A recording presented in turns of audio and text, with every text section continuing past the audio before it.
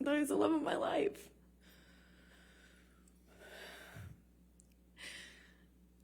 And he was. He was. But he was also this other thing. He was also this other thing. And that other thing was awful. Awful thing that would come out and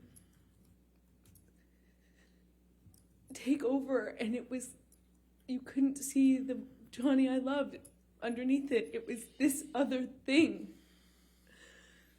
And no one told him. No one was honest with him. No one, he'd pass out in his own vomit. He'd lose control of his body, he'd lose control, and everyone would clean up after him. I cleaned up after him. I mean, this man lost control of his bowels, and I cleaned up after him. His security cleaned up after him, changed his pants in front of me. He would pass out in his own sick. And then he'd walk around saying he didn't have a problem. Until he did.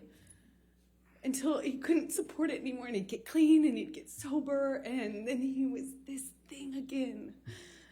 This thing that made me feel so loved, that made me feel like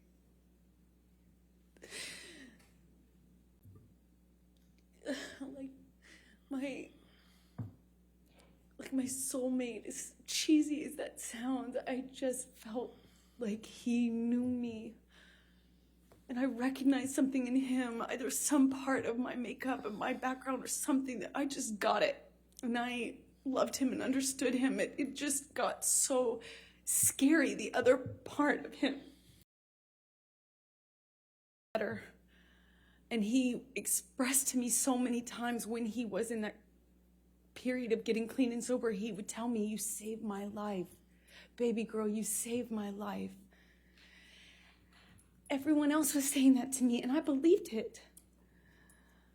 If everyone else was saying it, he was saying it. I thought, just like his other friends who had gotten clean and sober and stayed that way, his older friends, these rock stars that he hung out with that had gotten clean and sober and they had 20, 30 years, something, I thought, and Johnny told me he would be that person, that he was going to be that person, and I believed it.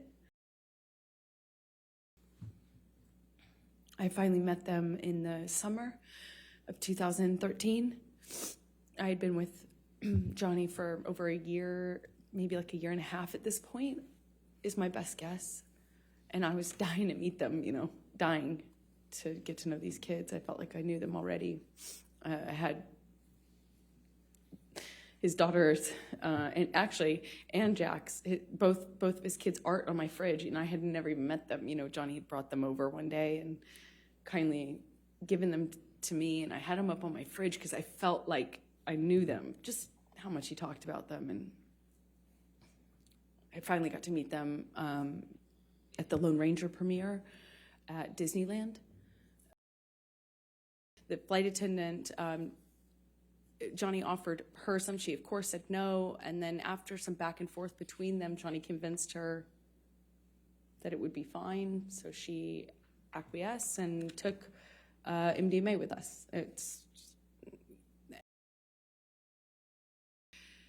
Flight attendant got friendly with me, but just friendly, just like MDMA friendly, was kind of, I'm a woman, he's a man, so she was naturally, I think, more comfortable with me physically. She kind of leaned into me and kind of sat on the arm of the chair I was sitting in. I mean, after all, she's on drugs, and Johnny grabs her hand and tells her not to touch me, and she kind of reacts in a way like she's defending herself and was trying to clarify, and he grabbed her by the wrist and slammed it down on the table and told her he could break her wrist.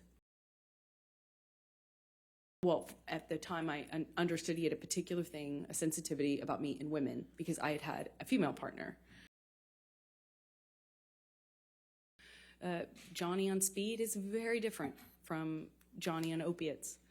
Johnny on opiates, very different from Adderall and cocaine Johnny, which is very different from Quaaludes Johnny. But I had to get good at paying attention to the different versions of him.